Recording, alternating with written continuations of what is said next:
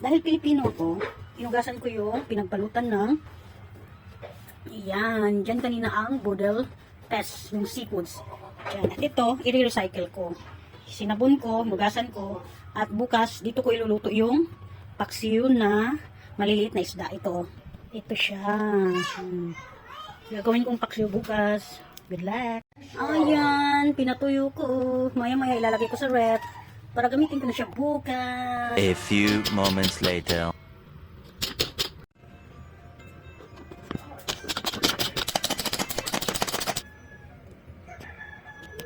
Yun.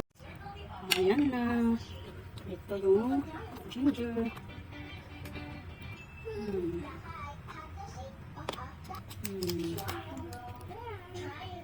Wait a minute. What?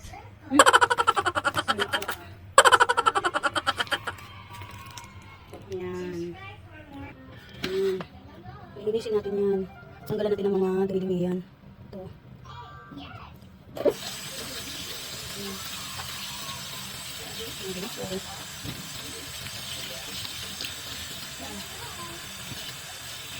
Ayan, nahugasan ko na. Pinapatulog ko na lang para walang mga excess na water. Ayan, pinapatulog na lang. Ayan, pagkatapos, ihalo na natin yan sa mga sibuyas sa lamas natin. Ayan. Ayan, napatulog ko na. Lalagay na natin dito. Ayan.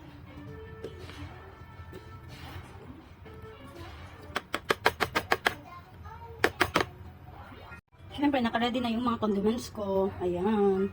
Lalagay natin dito. Pepper. Salt.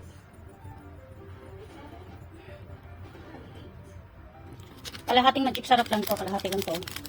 Mawas na ito. Ayan. Soy sauce. Estimate lang yan ha. Titikman pa yan mamaya. Vinegar. Ito, medyo madami talaga to. Paksiw to eh. Then, patis. Hindi mawawala ang patis. Oopsie. Ngayon, titikman na natin. Halu-haluin at titikman. Ayan, halu-haluin natin.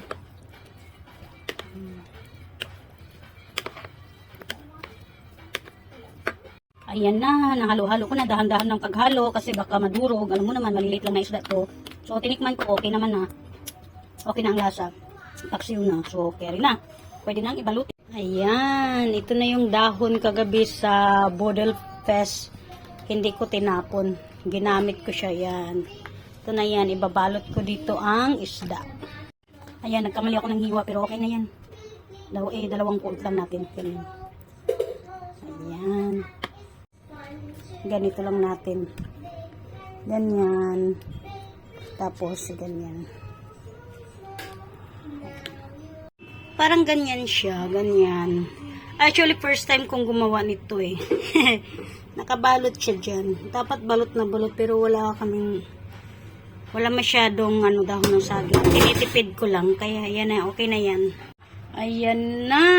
Yung ibang maliliit, nilagay ko na lang sa gilid. Ayan. So, tatakpan ko na lang siya ng sobrang, banana leaves. Ito, may sobrang isa. Tatakpan. Hindi ko na may balot dito kasi masira na siya eh. Takip ko na lang. Ayan. At ready to cook na yan. Low fire lang. Ang natin. Siyempre, tatakpan natin siya. Ayan, low fire lang yan. So, good luck later. What? Our matrix at home. Anyway. I think 180 by 200.